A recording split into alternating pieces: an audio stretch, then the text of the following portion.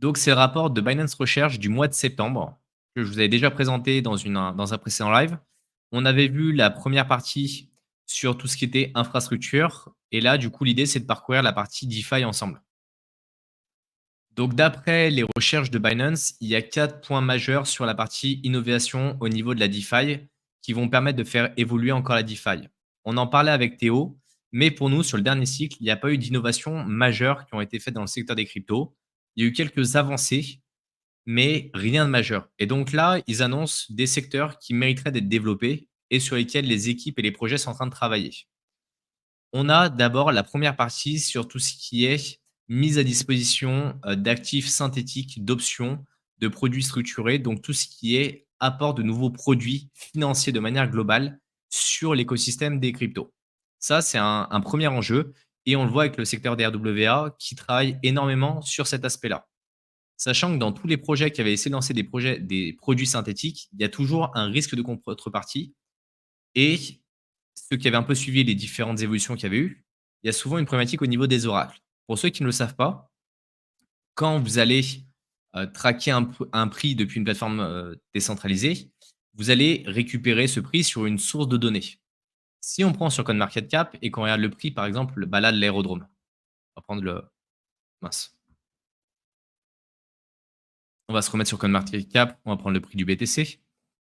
Le prix qui est affiché là, ce n'est pas le prix d'une plateforme. C'est le prix, en fait, d'une moyenne de toutes les plateformes, du prix de toutes les plateformes. Il y a un espèce de flux qui va être, comment ça s'appelle? Qui va être regroupé et on va essayer de faire une moyenne de tout ça pour avoir un prix qui est à peu près le plus équitable.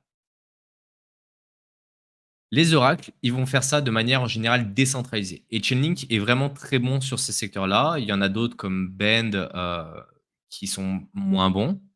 Mais voilà, il faut aujourd'hui qu'il y ait un bon flux pour avoir un bon prix qui soit le plus fiable possible pour donner la valeur de cet actif synthétique. Si jamais le prix de l'actif synthétique n'est plus bon, par exemple, si, je ne sais pas, une once d'or synthétique est censée valoir 10 dollars, je vous donne vraiment juste un exemple comme ça, ce n'est pas les bons montants, et que d'un coup, elle passe à 1 dollar, peut-être que certaines personnes avaient emprunté avec une garantie en déposant cet or synthétique, et donc ils vont se faire liquider leur position. Donc ça peut avoir un bug et ça peut avoir un impact qui est juste énorme en fait sur le fonctionnement derrière de cet asset. Ensuite, on s'est aperçu qu'avec le temps, qu'il y avait plein d'écosystèmes qui sont complètement différents et qu'il est hyper important d'arriver à essayer de concentrer ces liquidités. C'est-à-dire que d'avoir une liquidité qui va se balader d'un écosystème à l'autre. Tout à l'heure, on regardait, on va reprendre le site de DeFi Llama. Vous voyez, ici, vous avez des protocoles et hop, on va se mettre sur les chains. Et en fonction des différents protocoles, vous n'avez pas les mêmes valeurs qui sont bloquées dessus. Et à chaque fois qu'on va avoir une incitation économique, en fait, qui va apparaître sur un produit, sur un nouveau protocole, il y a une grande partie de liquidités qui vont être prises pour être déplacées. Le problème, c'est qu'on est obligé de suivre ces liquidités et si que nous, demain, on arrive sur, je ne sais pas, Polygon et qu'on se dit: «OK, j'ai envie de faire un échange sur QuickSwap», il y aura peut-être plus assez de liquidités pour que je puisse faire mon échange. Si j'ai envie d'échanger, je ne sais pas, 500 000 d'USDC pour acheter du wrap Ether, il y aura peut-être pas assez de liquidité. Ça va avoir un impact qui va être hyper fort sur le prix. Donc, il y a un travail qui est fait en ce moment pour essayer de concentrer ces liquidités, pour essayer, lorsqu'on arrive sur un protocole, que ça ait tapé automatiquement sur toutes les liquidités, sur tous les écosystèmes. Ça, ils sont en train de pas mal travailler dessus et de voir justement si on peut apporter un peu plus de liquidité et de facilité dans tout ce qui est produit stacking. On a eu le stacking traditionnel où vous arriviez, vous verrouillez vos crypto-monnaies. Et ensuite, on a eu le liquid staking, c'est-à-dire que vous receviez un reçu de dépôt, par exemple sur Lido, et avec ce dépôt, vous pouvez aller faire d'autres choses. Bien sûr, ce dépôt, dans le cas de Lido, il est censé garder un équivalent 1 pour 1 avec l'Ether. Et donc, il y a toujours ce risque de contrepartie de si jamais ça venait à avoir un dépeg entre les deux. Élément important, des fois, vous voyez qu'il y a une petite différence de prix entre le STETH, donc le stack Ether de Lido, et l'Ether normal. Pourquoi? Parce qu'en fait, si jamais vous voulez reconvertir votre stack Ether en Ether, vous avez 8 jours de blocage. Donc, certaines personnes qui n'ont pas envie d'attendre ces 8 jours sont prêts à payer une décote, en fait, pour récupérer leurs Ethers. Voilà, quelques éléments à prendre en compte comme ça dans cet aspect DeFi. Ensuite, on a tout ce qui est produit de trading. Vous le savez, tout ce qui est effet de levier, ça a beaucoup été sorti des plateformes centralisées parce que trop de personnes ont perdu énormément d'argent. C'est vraiment du n'importe quoi. On a eu des fois 50, des fois 100, je crois, si je dis pas de bêtises, hein, sur Binance en effet de levier. Donc, c'est des juste démesuré et on a besoin de produits de trading qui soient plus avancés sur la DeFi. Déjà, ne serait-ce que de passer des ordres limites. On commence à en avoir de plus en plus. Un ordre limite, pour faire de manière très simple, c'est pouvoir vendre de manière automatique à un certain prix. Par exemple, vous pouvez dire je vends 0,1 BTC lorsqu'il arrive automatiquement à 80 000 dollars. Ça vous évite de devoir aller dessus et attendre que ça monte à 80 000 dollars pour pouvoir vendre. Et après, on a tout ce qui est gestion des risques. Énormément de débutants et de personnes qui en ont la DeFi ne regardent même pas cet aspect-là, alors que c'est l'élément fondamental en fait de la DeFi, c'est si vous n'êtes pas conscient et que vous n'êtes pas capable de gérer vos risques, vous allez vous faire rincer à vitesse grand V. Et donc aujourd'hui, il y a pas mal de projets qui se développent justement dans le fait d'aller protéger vos actifs, que ce soit contre les scams, que ce soit contre les piratages, ou encore, par exemple, contre certains projets qui vont siphonner vos fonds, comme on a pu le voir avec des techniques de pump and dump. Il y a plus d'alertes, il y a plus d'éléments qui vont venir compléter cette thématique-là. Donc chaque sous-partie, donc là, si on prend nos 4 parties, elles ont été découpées en sous-parties. Donc on a tout ce qui est actif synthétique. On va voir tout ce qui est options, donc le fait de parier à la hausse ou à la baisse sur, le cours, par exemple, de l'Ether ou du BTC. On a les produits, structurés, des produits financiers plus importants. On a la partie sur ce qu'on appelle les yields. C'est-à-dire que quand vous avez une plateforme de lending, une plateforme sur laquelle vous pouvez prêter des crypto-monnaies. Vous allez prêter peut-être pour l'équivalent de 100 d'Ether. Vous allez peut-être emprunter notre crypto-monnaie en échange que vous allez pouvoir reposer et faire une boucle, ainsi de suite. Donc ces protocoles de yield sont là justement pour optimiser ces stratégies et vous permettre d'avoir un bon rendement, des fois en prenant certains actifs d'une plateforme, en les déplaçant sur une autre plateforme pour augmenter les rendements, avec bien sûr toujours un certain niveau de risque. On a tout ce qui est plateforme de lending, donc c'est là où vous allez partager vos crypto-monnaies. Donc, c'est des choses qui existent déjà depuis un certain bout de temps. On a du Aave, on a du Compound, on a du Venus, on a du Spark. On a tout ce qui est liquid staking, qui est arrivé avec Lido majoritairement ou Rocket Pool. On va avoir tout ce qui est les CDP, donc ce qui va être collatéralisé, par exemple le DAI, qui est le plus connu dans ce secteur-là, où on va déposer des cryptos pour arriver à minter à du DAI et à pouvoir l'utiliser. On va ce qu'on appelle le restaking, c'est-à-dire que vous allez avoir votre reçu et vous allez pouvoir le remettre en staking, ce reçu. Le liquid restaking, on a empilé. Donc en fait, si on prend la base, on a staking, liquid staking, restaking, liquid restaking. Vraiment, on empile les couches sur les couches. Et à chaque fois, on apporte des niveaux de risque à chaque couche. On a après tout ce qui va être plateforme d'échange décentralisée, les DEX, ça vous les connaissez, que ce soit sur la BSC avec PancakeSwap, que ce soit sur Solana avec Radium, que ce soit sur Tron avec SunSwap, que ce soit sur Uniswap avec Ethereum, SushiSwap. Vous avez les agrégateurs de DEX également qui sont dessus. Vous avez tout ce qui est marché de prédiction avec Augur qui existe déjà depuis assez longtemps. Tout ce qui va être produits dérivés sur la partie en général trading. On va avoir tout ce qui va être analyse de sécurité, les plateformes qui permettent de lancer des projets dans la DeFi et tout ce qui va être la partie assurance pour pouvoir protéger vos fonds. Donc, si on prend la première partie sur les actifs synthétiques, on va avoir deux grandes plateformes qui aujourd'hui sont un peu dans le marché. On a Alchemix qui est sur la partie Ethereum et on a Synthetix qui est en plein rebranding et qui sont en train vraiment de travailler sur le fond parce que le problème, c'est qu'ils ont quand même beaucoup de mal. Le problème de ces actifs synthétiques, c'est de répliquer réellement la valeur du sous-jacent et de garder cette coalition entre les 2 et de ne pas être trop impacté par la réglementation. Parce que qui dit actif synthétique sur des produits qui sont potentiellement physiques, il y a des réglementations qu'il faut suivre et c'est compliqué d'être full décentralisé de ces côtés-là. Donc à utiliser, mais vraiment avec parcimonie.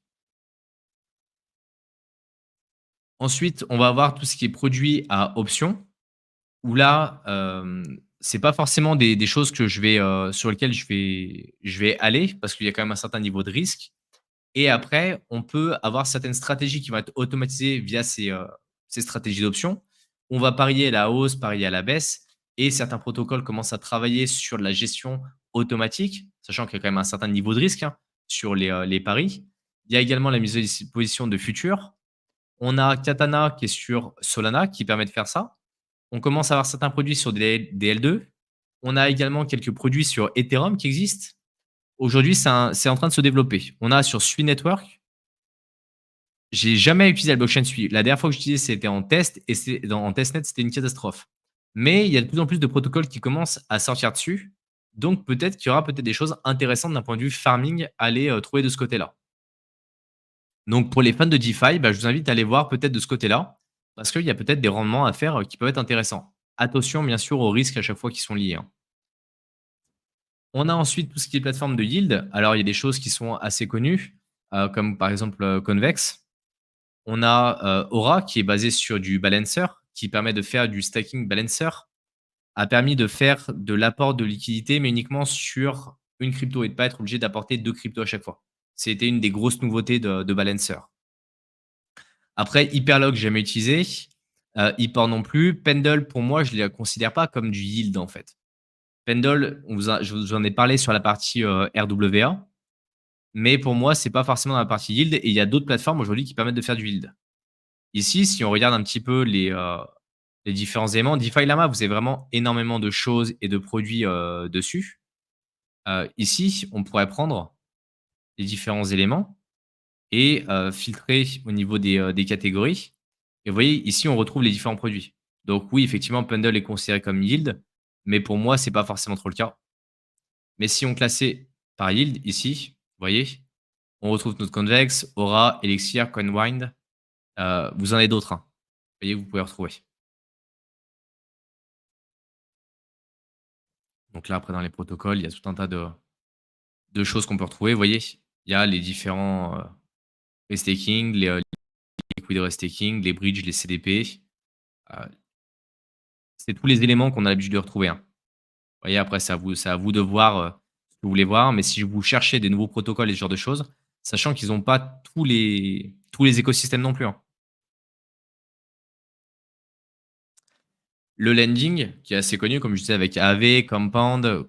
AV, on n'a même plus besoin de le présenter tellement ça fait longtemps qu'il existe dessus. Spark, qui fait partie de l'écosystème de MakerDAO, qui va être renommé également. Non, attendez, je vous dis peut-être une bêtise. Je sais pas s'il va être renommé ou pas, mais je sais qu'il change de division, pour faire de manière assez simple. Camino, qui est assez connu sur Solana. Et après, Morpho, j'ai jamais utilisé, mais j'en ai entendu rapidement parler. Et Fluide, jamais utilisé non plus. Après Venus, bien sûr, déjà utilisé. Au niveau du liquid restaking, alors ça me fait toujours beaucoup rire parce que quand on voit que c'est les plateformes centralisées qui vont vous proposer, je suis pas forcément fan de me dire je vais faire du liquid staking pardon, sur des plateformes centralisées. Heu, Ici, vous avez du CBETH, vous avez le BNSOL ou le WBETH. Il y a toujours le risque que la plateforme centralisée fasse un peu n'importe quoi avec, sachant qu'ils ont quand même pas mal de nœuds. Ils sont quand même importants dedans, mais je préfère passer par les plateformes décentralisées. Après, le problème du liquid staking, c'est qu'aujourd'hui, il y a une certaine concentration et ça peut avoir un impact qui est vraiment majeur sur la gouvernance du protocole derrière.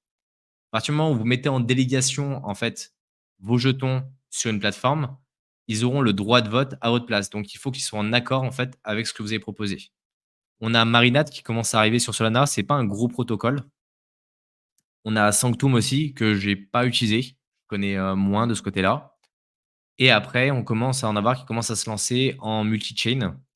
Mais faites toujours très attention parce que si demain, ils font n'importe quoi avec leur serveur, vous faites slasher, vous perdez vos fonds. Toujours un peu la problématique aussi. Et allez voir les rendements qu'il y a sur de l'Ether à l'heure actuelle. On est sur du 3-4%. Vous pouvez gagner un peu plus avec le liquid restaking, mais à chaque fois que vous allez ajouter un nouveau protocole, vous ajoutez à nouveau une nouvelle couche de risque qui peut être problématique. On a la partie CDP avec MakerDAO qui est vraiment hyper important dans ce secteur-là. Liquity, je les connais plus pour la possibilité qu'ils ont d'avoir des front-end sur certains protocoles. On a effectivement le LUSD aussi qui est fourni par eux. Lista DAO, j'avoue que je ne connais pas. Alors ils ont, ouais, des stablecoins, LRT, LST, l'USDJ de chez Tron et le CRV-USD. Le problème du CRV-USD, en fait, c'est qu'il est trop peu utilisé. Curve, c'est une plateforme qui est très bien, elle est immonde à utiliser. Vraiment le l'UX de Curve, c'est une catastrophe. Ça va un peu mieux avec le temps, mais ça reste une catastrophe et il y a pas de liquidité, en fait, derrière ce stablecoin là.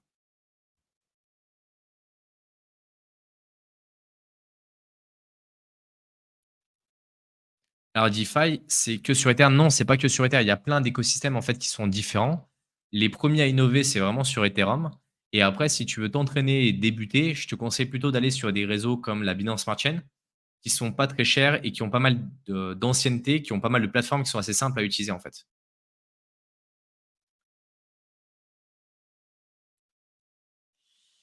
Est-ce que quelqu'un connaît Nerverless, un portefeuille sans frais, c'est fiable? Heu, il y a pas d'intérêt. En fait, il faut bien comprendre que les mineurs et les personnes qui valident des transactions, ils ont un certain coût, en fait, à faire fonctionner leur machine. Donc ils vont pas s'amuser, en fait, à les faire tourner juste par pur plaisir. Donc à partir du moment où tu as pas de frais qui sont générés par le réseau, tu auras beaucoup moins de sécurité. Donc je préfère rester sur des écosystèmes qui sont viables et qui existent depuis longtemps, en fait.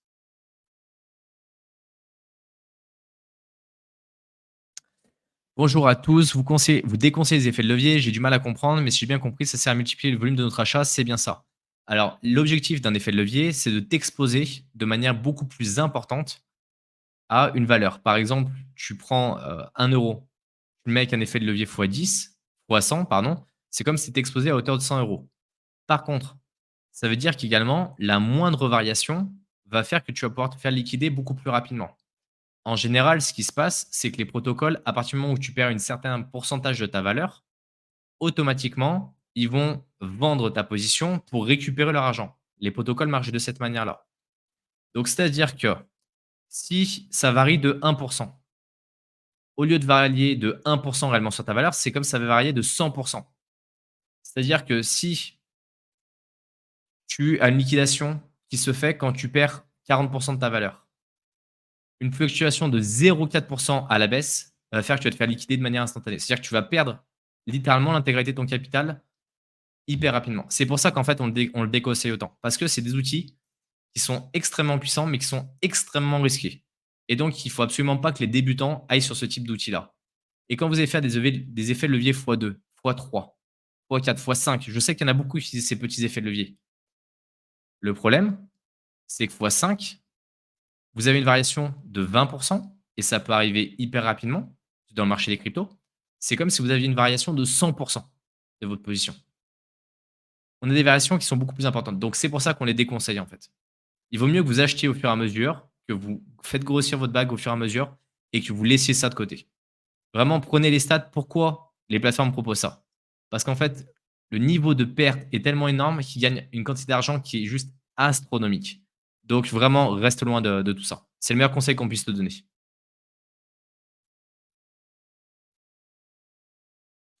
Martin qui dit: «D'après le nombre de vues sur vos lives, j'en déduis une baisse d'intérêt sur la crypto». Un petit peu en ce moment, un petit peu. Attends qu'on soit en pleine euphorie, tu vas voir, les gens vont revenir, en permanence. Alors Willy qui dit: «Le stacking de stablecoin, est-ce bien?» Il faut comprendre plusieurs choses et c'est pour ça que, je pense que là, ça serait bien que tu aies quelques notions en DeFi, que tu te formes justement sur ces aspects-là. Parce que le principe du stacking, c'est qu'il est lié au consensus de proof of stake. Ça a été c'est un terme qui est très utilisé un peu de partout, qui a été un peu dérivé, mais historiquement, tu as la preuve de travail avec le mining et tu as la proof of stake avec le stacking. La grosse différence, c'est que le proof of work, donc la preuve de travail, les gens vont se battre pour résoudre une équation mathématique, donc tu as une augmentation de la puissance de calcul. Et la proof of stake, tu vas mettre sous séquestre tes jetons et tu vas être tiré en général de manière plus ou moins aléatoire en fonction de la quantité de jetons que tu vas mettre, de ton ancienneté et autres. Et si jamais tu fais n'importe quoi, on va te pénaliser. On va te prendre une partie de tes jetons ou totalement tes jetons. Les stablecoins qui sont à l'heure actuelle fonctionnent sur le réseau Ethereum. quand on fait du stacking, on peut stacker ou on peut miner le coin de la blockchain sous-jacente. Un coin a sa propre blockchain. Un token est une crypto qui est hébergée sur la blockchain d'un autre. Les stablecoins sont des tokens. Donc, ils n'ont pas cette capacité à être stackés. Voilà, pour répondre à tes informations. Par contre, tu peux prendre ces stablecoins et les prêter et obtenir un certain rendement avec. Ça, c'est possible. C'est ce qu'on va appeler du lending. C'est des choses qui sont différentes. Et au niveau de la déclaration aux impôts, certaines opérations sont à déclarer aux impôts, d'autres ne le sont pas. Ça dépend également des montants, ça dépend de tout un tas de choses. Mais il y a des déclarations à faire, pas forcément si tu fais du lending de manière traditionnelle sur AAV. Par contre, si tu vas passer par des produits qui potentiellement ont une contrepartie physique en face, oui, tu devras faire des déclarations. Benjamin qui dit: «Je prends le pari qu'au moment des élections américaines, on aura dépassé les TH sur BTC et l'intérêt du retail sera de nouveau là». Qu'est-ce que tu paries, Benjamin? Est-ce que tu paries toi aussi une belle paire de chaussures, à 5 doigts? Parce que là, c'est noté, c'est inscrit dans le live maintenant et on pourra en reparler de ce côté-là. Mais il y a quand même une forte probabilité de ce côté-là.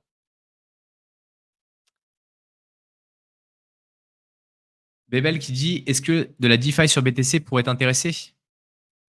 Ouais, mais en fait, j'ai fait, comme j'ai dit, une session complète sur le sujet. Donc oui, je me suis intéressé au sujet, j'ai essayé, j'ai montré les protocoles qui étaient intéressants, dessus.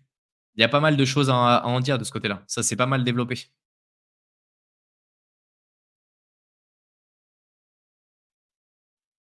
Si vous avez d'autres questions là, avant que je finisse de vous partager le rapport?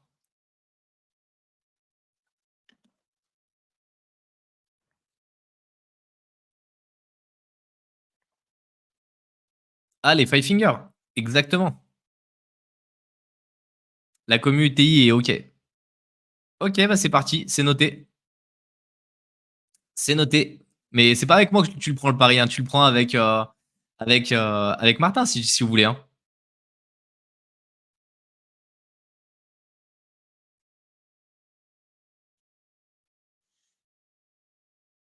Bébel qui dit: «Désolé, je viens d'arriver, j'aime bien le sujet de la DeFi, je ne le maîtrise pas bien». Et bah, alors je pense que la première chose, c'est pas de commencer par l'écosystème de Bitcoin. Parce que l'écosystème de Bitcoin, il est un petit peu particulier sur certaines choses, mais de commencer par des protocoles qui sont beaucoup plus accessibles.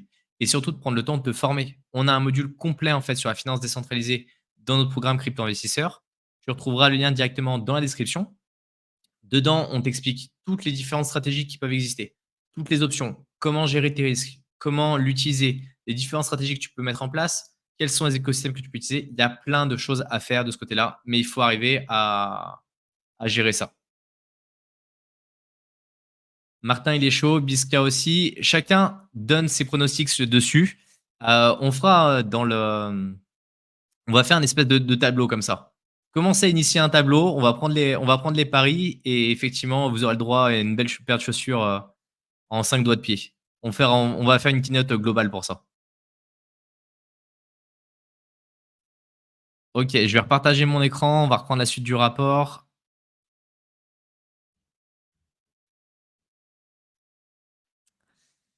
Ok, ensuite, on a tout ce qui est risk-taking.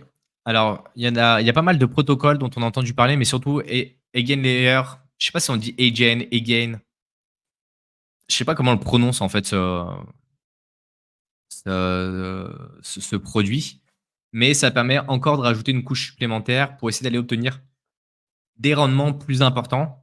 Mais qui dit rendement plus important, dit risque également plus important. On a SolLayer aussi qui a pas mal travaillé de ce côté-là chez Solana. Mais aujourd'hui, pour moi, le favori dans la course, c'est vraiment Again Layer. Il n'y a pas grand-chose de quoi en dire. Et une fois qu'on a à nouveau reçu ce reçu sur Agent Layer, on peut aller le déposer sur d'autres plateformes. Mais là, si vous comprenez bien, vous avez déjà 4 couches en fait qui sont empilées les unes sur les autres. Et s'il y en a une qui fait défaillance, vous perdez l'intégralité de vos fonds. Donc personnellement, je ne suis pas fan moi de ces technologies. Je vais avoir tendance à les éviter parce que je trouve que le niveau de risque est démesuré par rapport au rendement en fait qu'on peut obtenir. Mais après, c'est à vous de voir ce que vous préférez. Mais personnellement, je trouve que les performances de l'Ether sont déjà assez importantes pour éviter d'aller m'amuser à essayer de gratter encore un petit peu par rapport aux nouvelles plateformes qui viennent de sortir. Et je sais que Ether.fi fait pareil partie des plateformes qui ont le vent en poupe de ce côté-là. Après, je ne sais pas si vous en avez déjà utilisé d'autres. Il y a d'autres écosystèmes, mais là, c'est majoritairement sur Ethereum que ça se développe. Et c'est pour ça que beaucoup de personnes me disent, mais pourquoi tu vas pas sur cet écosystème-là? Pourquoi tu vas pas sur celui-là? Parce qu'en fait, les nouveautés et les innovations viennent de chez Ethereum. Les protocoles qui souhaitent vraiment construire quelque chose de long terme et de fiable, ils se lancent sur Ethereum. Ils se lancent pas sur Tron, ils se lancent pas sur Solana, ils se lancent pas. Ceux qui veulent vraiment builder quelque chose, ils se lancent sur Ethereum et après ils migrent vers d'autres écosystèmes pour essayer de trouver des fois des communautés avec des frais moins chers ou d'autres blockchains parce qu'ils ont d'autres problématiques. Mais d'abord, ils innovent sur Ethereum.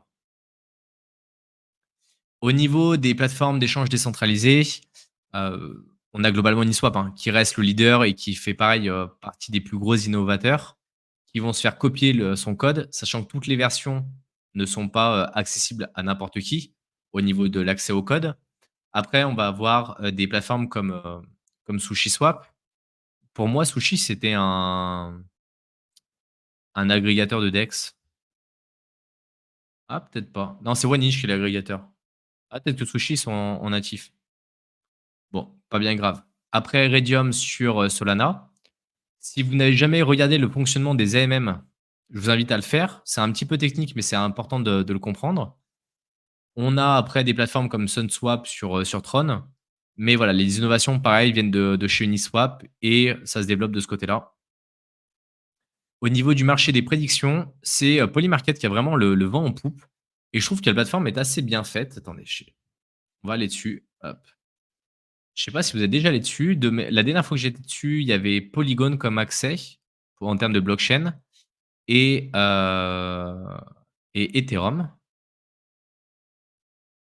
Mais vous voyez, il y a pas mal de paris qui sont faits sur beaucoup de choses différentes. Là, c'est par exemple les élections américaines. Vous voyez Trump qui est repassé devant. Crypto price, vous avez, voilà, il y a des valeurs. Donc, est-ce que le prix d'Ethereum sera au-dessus des 2400 le 11 octobre?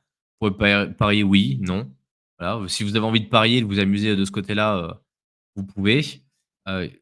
Il y a plein de par exemple, là, sur les movies. Alors, c'est des choses que je connais pas. Le prochain acteur, pour jouer James Bond, si c'est un homme, parce que dans le dernier que j'avais vu moi à la télé, du moins au cinéma, ça finissait en femme, ce qui était très, très surprenant et du coup, ce qui faisait que c'était pas James Bond, mais bon, c'est c'est autre chose. Hem, voilà, il y a des fois, il y a des choses qui sont un petit peu, assez simples, il y a des choses qui sont un petit peu plus tricky, mais je trouve ça plutôt pas mal. Après voilà, si vous êtes vraiment un gros parieur, bah, ça peut vous intéresser. Il y a sur le sport, il y a un peu sur tout et Augur faisait la même chose et de mémoire, je sais pas si mon portefeuille est ouvert ou pas. Hop, portefeuille de test. Ouais, de mémoire, c'était sur Polygon. Alors attendez, on va voir. Quand vous faites ce genre de choses, prenez toujours des portefeuilles de test, hein. Comme ça, au moins, il y a pas de risque. Hop, ah, super.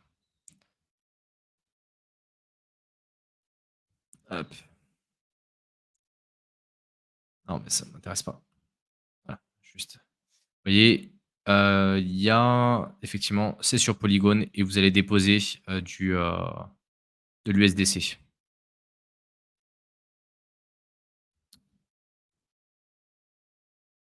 Vous avez portfolio et après, là, on va prendre par exemple, le top, les actions américaines et après, voilà, vous prenez vos paris, vous prenez vos paris directement. Est-ce que ce sera Trump? Est-ce que ça sera, Harris?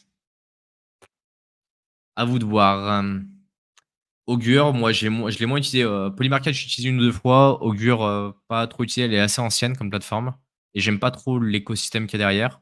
Après, c'est un bon écosystème, mais je l'aime pas trop en termes d'UX. C'est juste ça, hein. Il y a rien de personnel contre eux. Tout ce qui est produits dérivés sur, par exemple, les contrats, perpétuels et tout ce qui est futur sur DYDX. Il y a GMX aussi, qui avait pas mal pris de position parce qu'ils avaient des frais, qui étaient, extrêmement bas. Il y a eu Jupiter sur Solana, mais qui pour moi est plutôt orienté DEX que réellement, produit de trading. On a Hyperliquid aussi, dont pas mal de personnes ont parlé. Il y a sur Arbitrum des choses qui commencent à arriver avec Vertex et c'est à peu près tout. Aevo, jamais utilisé non plus, mais après, voilà, c'est sur des Layer 2 qui viennent de sortir, donc il y a des fois un petit peu moins de liquidité. Sur tout ce qui est sécurité et gestion des risques, alors moi, à chaque fois que je veux regarder une plateforme, quand vous allez par exemple sur Lido, vous avez ici différentes informations et vous avez des fois, un audit. Ici, vous voyez, il y a un audit qui a été fait. Ça permet de voir si il y a déjà eu un premier regard d'un point de vue, sécurité qui a été réalisé. Ici, vous avez les dates des audits qui ont été faits et il y en a quand même eu un certain nombre. C'est pas forcément simple à lire quand on fait pas de la cybersécurité, c'est un peu le problème. Là, on va prendre par exemple, ça c'est le déploiement du wrap, on peut regarder ici. Là, on va regarder là. Hop, regardez. On va prendre celui-là pour le lire un petit peu ensemble rapidement, pour que vous puissiez avoir un ordre d'idée de comment on regarde ce genre de choses. Alors, hop, au pire, je vais le télécharger. Hop, alors attendez, je vais voir que ça partage bien, parce que là, ça partage plus la bonne chose. Je vais vous partager l'autre écran. Hop, la fenêtre. Voilà. Donc là, vous avez les rapports d'audit. Ici, vous pouvez voir la société qui est derrière. Alors, je ne connais pas particulièrement cette société. Il y a plusieurs choses qui sont importantes. Alors là, vous avez la méthodologie qui est utilisée, le niveau de criticité des différentes vulnérabilités et si ça a été corrigé ou non. Ça, c'est hyper important. En général, ce qui se passe, c'est qu'il y a un premier audit où ils identifient les vulnérabilités et après, ils font un contre-audit, chose que nous, on faisait pas mal, où on vérifie que les vulnérabilités ont bien été corrigées. Et à chaque fois, il y a effectivement, quand ils ont, quand ils ont mis à jour les différents éléments, ça, c'est tous les contrats. Donc là, c'est pas forcément ce qui va intéresser. Ici, déjà, regardez qu'il n'y ait pas de vulnérabilité critique. C'est des vulnérabilités critiques, ça veut dire qu'il y avait déjà quand même un gros trou dedans. En général, élevé et critique, c'est pas forcément bon signe. Élevé, il peut y en avoir, ça peut arriver, mais ça peut avoir un impact qui est important. Alors ici, vous voyez, il y a quelque chose qui est important, c'est de voir, les informations qui ont été données. Donc là, on a une vulnérabilité qui est niveau, médium et là, ici, on voit que ça n'a pas été corrigé. Ils sont au courant, mais il y a pour l'instant pas eu encore de contre-audit pour vérifier que c'était corrigé. Donc après, il faudrait voir l'impact en fait de ces vulnérabilités. Là, vous pouvez lire la conclusion, avoir quelques éléments et voir ce qu'un utilisateur, par exemple, pourrait faire dans ce cas-là. Donc, vous voyez, là, ce qui est important, c'est de regarder, que l'implémentation qui a été faite ne permet pas à un attaquant malicieux d'aller voler l'utilisateur ou de détruire le protocole.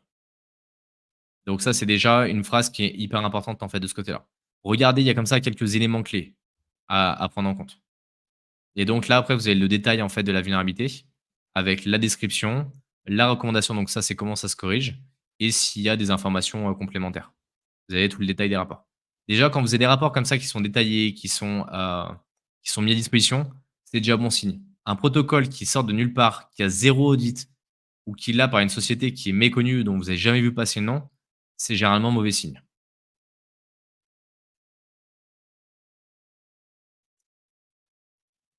Je vais, hop, reprendre mon partage d'écran. Voilà. Donc dans les sociétés qui sont assez connues, on va avoir Certic, qui est pas forcément le meilleur gage de qualité, mais ils essaient de faire les choses bien. Et qui dit audit de sécurité ne veut pas dire automatiquement zéro vulnérabilité. Dit au moins, peut-être que les plus grosses ont pu être identifiés. Après, on a Chainalysis qui travaille énormément sur tout ce qui est analyse de données on-chain. On a Gauntlet, dont je connais pas forcément, ni Zokyo, qui sont là pour, bah, justement, ils disent optimiser l'utilisation du capital et de vérifier la bonne santé des différents protocoles, de, de mitiger le risque sur la plateforme. Et après, on a des produits qui sont là pour plutôt sécuriser et les fonds en DeFi. Après, il y a pas mal d'outils qui commencent à travailler dessus pour essayer de nettoyer les smart contracts et de les protéger des différentes vulnérabilités.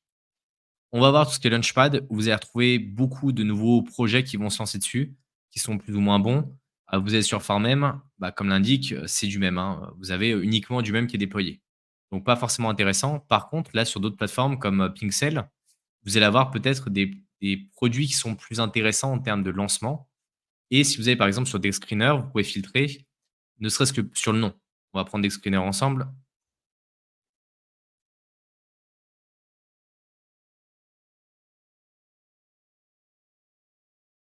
Hop. Gainers, losers. Où est-ce que c'est watchlist, multichart?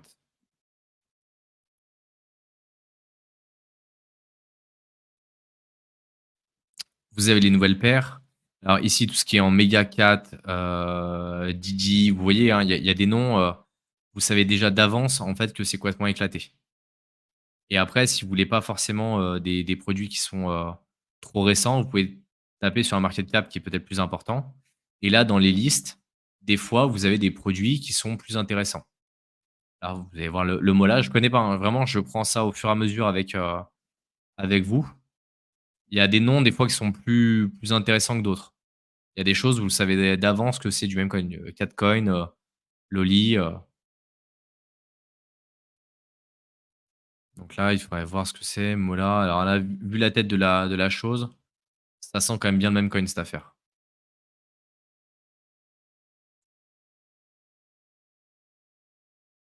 Ouais, c'est du même coin, ça, cette affaire. Total supply, tax contract, révoque. Donc vous pouvez arriver à trouver des fois des projets comme ça, qui peuvent être intéressants. Ouais, peut-être sur Moonshot, peut-être qu'il y a mais en général, c'est majoritairement du même coin quand même qui débarque de ce côté-là.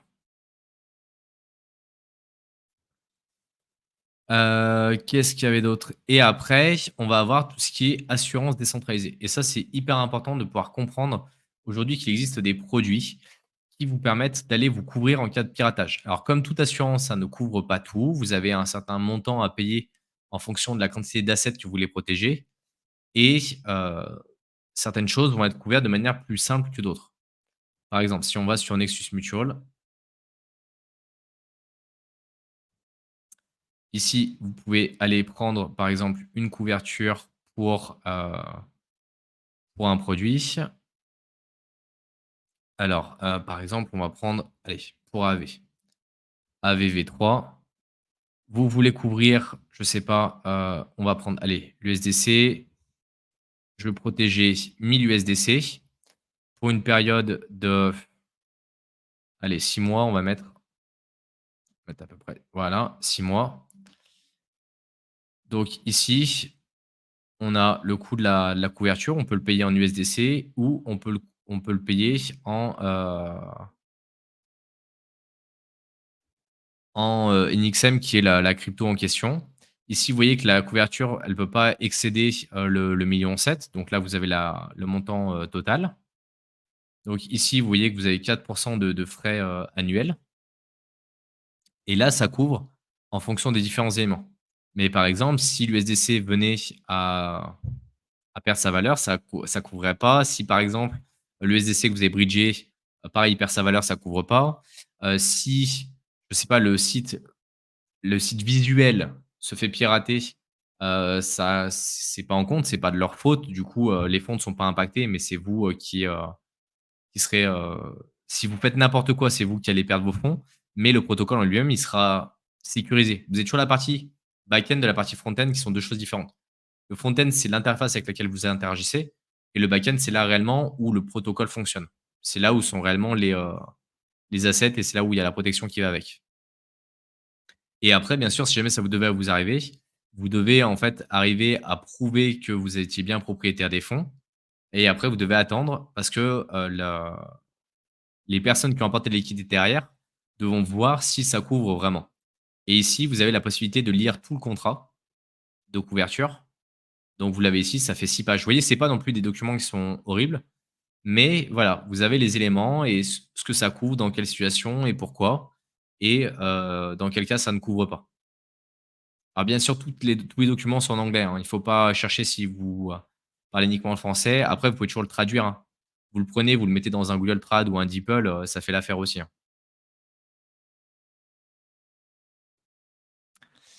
Je vais prendre quelques questions. C'est la dernière page du rapport sur la partie, DeFi.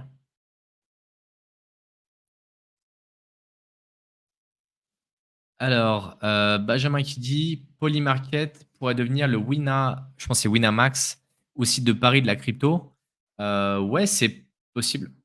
C'est c'est bien possible.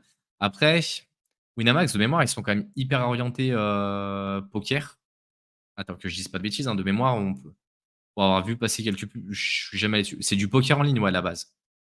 Donc, alors qu'eux, ils adressent pas du tout ce sujet-là. Par contre, sur tout ce qui est paris sportif, et paris de manière beaucoup plus globale, ouais.